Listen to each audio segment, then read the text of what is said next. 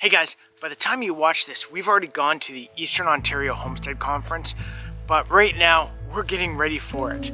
So it's kind of a rush. There are so many projects this year that we want to get done, and we have a bunch that we want to get done before we leave for the conference.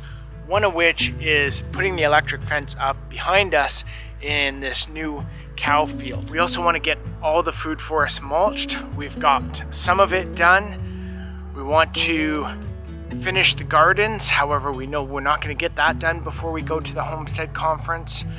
We got some dirt into some of the gardens. We want to build some new planters. We want to put in a new pond that's going to run through the one food forest. We collected a bunch of logs out on the front of our property where they had to trim the trees back from the street. So they cut logs to length for us, which was perfect. So we went out and got those.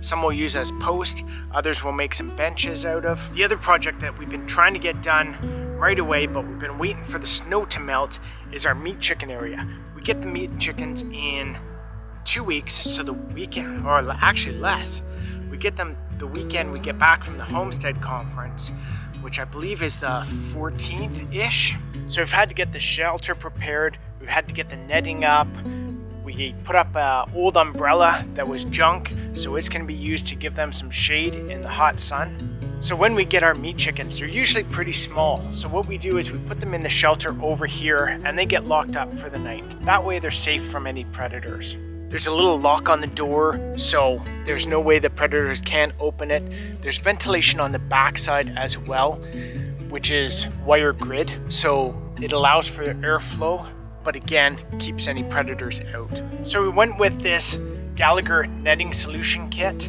Basically, it comes with the T-posts and the netting. You just roll it up, store it away for the winter. It's great for us. We can move it around, change it up, expand the area, and it hooks up to a wire, which is nice. We run it off our cow charger. So we just tie in the one wire inside the garage, and that runs the chicken fence. We've hooked it up to the sides of our garage, and what that does is allow us to use a wider area because the garage acts as part of the wall where the chickens can't escape. Put in a couple screws, and it's just attached with a rope at the top just to keep the top tight to the wall. So the wire for this actually runs along the side of the garage, into the garage, up to the charger, and then I came out about 2.5–3 feet here and buried the wire in. So it kind of comes out and then goes up back to the fence.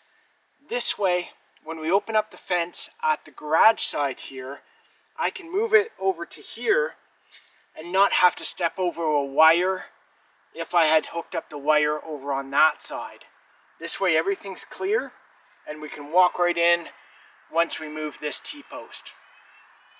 On the corners, what I've done is just stick in some old posts from an old car shelter we had. It's got a couple holes already in it from where the bolts were supposed to go. And I have some paracord, so it's tied to the top of this post and over to the T-post. And what that does is just allows the top of the fence to be a little more tight and not sag down. On the ground here, last year we spread a ton of wood chips and then seeded it with grass seed. So what happened is all this clover and grass and stuff came up through the wood chips, and we think that'll really help allow the birds to free range and not produce as much as a muddy area. To help prevent the muddy areas as well, with the netting, we can move the netting back and forth a bit to kind of section off areas, expand new grazing areas for them. It really makes a difference that way. Last year we really struggled with providing the chickens with some shade. This area is open, the sun can beat right down in. We put up a tarp last year, however, the wind and the rain really damages the tarp, blows it around. So this year we're going to try this umbrella. The bottom of the pole was actually broken, so it's not as high as it should be for people. So we're going to use it for the chickens. Hopefully it should stay still, not move around in the wind and rain, and provide them with enough shade. We'll probably come up with some other systems as well. We have a couple other kind of mesh netting tarps, basically shade canopies for people.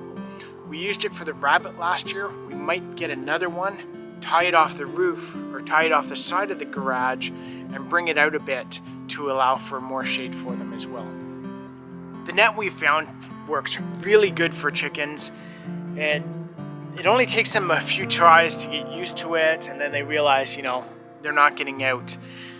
In the 3 years I think we've done it this way, we've only lost one chicken that got tangled up in the bottom. I don't know if it got scared by the other chickens or what happened, but we came out and we found it tangled in the net. So you might look at the little shelter behind me and go, wow, it's all sheet metal.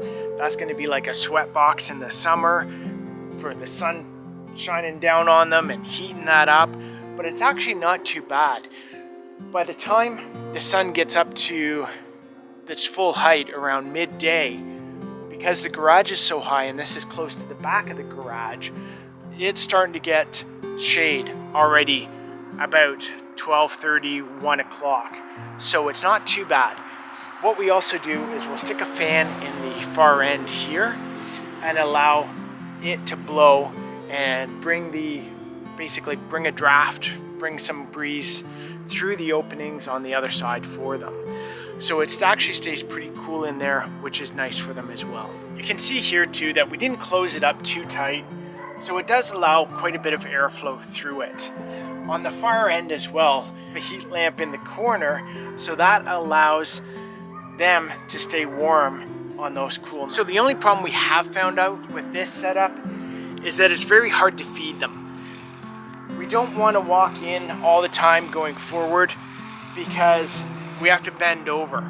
So we're trying to come up with something now where we can basically pour the food in along this side and it will fill up their feed tray. I'll let you know how that works out. So I'm not sure if I mentioned it, but we keep 40 birds in this area, and it's actually more than enough room for those 40 birds. They don't move around that much, so they have lots of space. So guys, I hope you found that interesting and gave you a few ideas of how you can set up your own meat birds. We also raise the Chanticleers as well.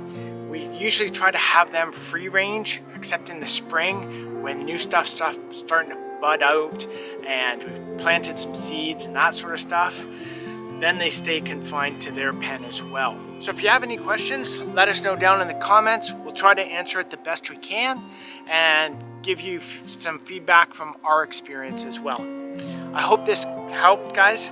I hope this gave you some ideas. I hope this inspired you to get some birds if you haven't done that already. And we'll talk to you soon, guys. Love ya.